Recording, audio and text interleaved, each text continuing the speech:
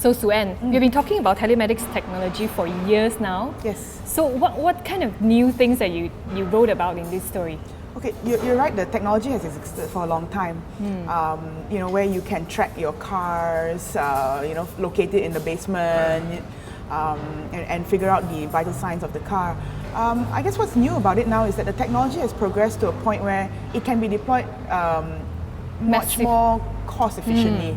So previously, if you buy one of those Bentleys or one of those like high-end cars, this technology is commonplace. In Europe, many markets, it's slowly becoming very, very common. What's new is that this company I spoke to a while back, Fast Aid Holdings, they supply first aid kits and safety kits to all the car manufacturers.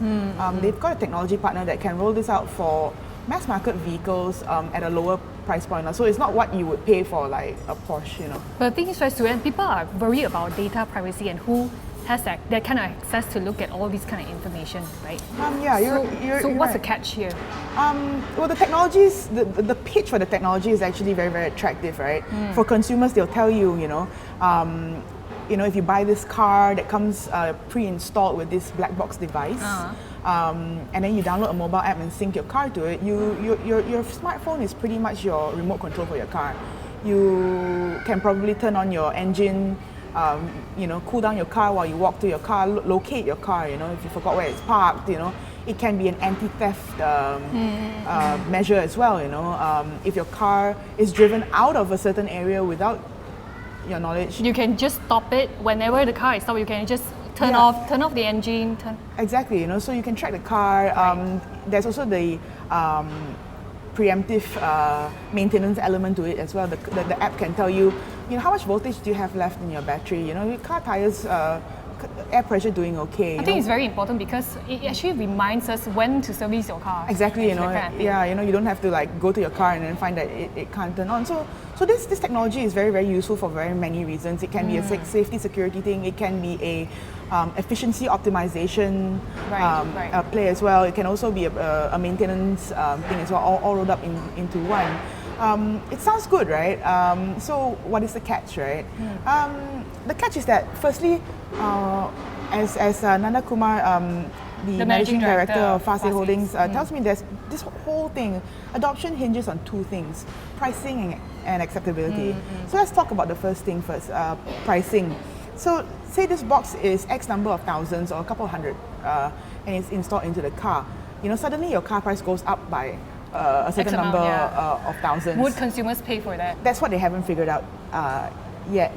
Car manufacturers are likely to be a bit reluctant to incorporate this into the car price because remember last year, automotive sector didn't do very, very well. TIV fell. They struggle with sales. So anything that is going to make a car more expensive will be less acceptable to consumers equals probably lower sales, right?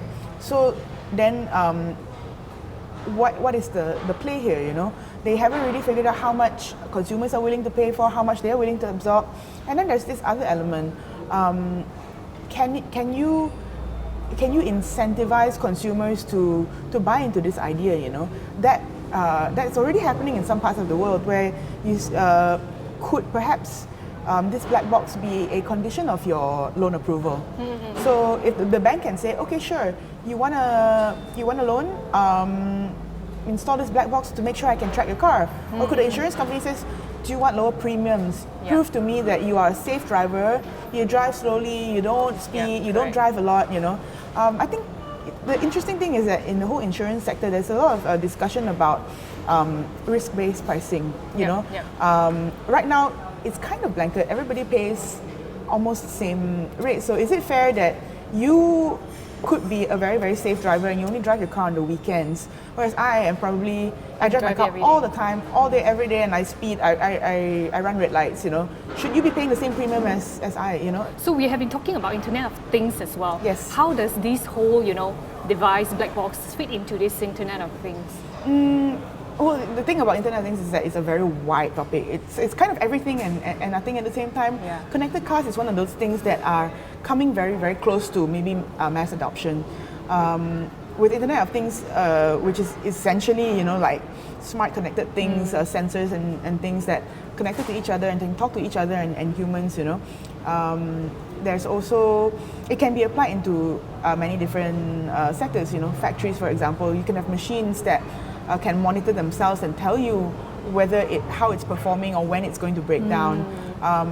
Smart cities where there are sensors connected to street lamps to turn on the street lamps automatically when they detect that. Right. When can we see this kind of device being rolled out in mass?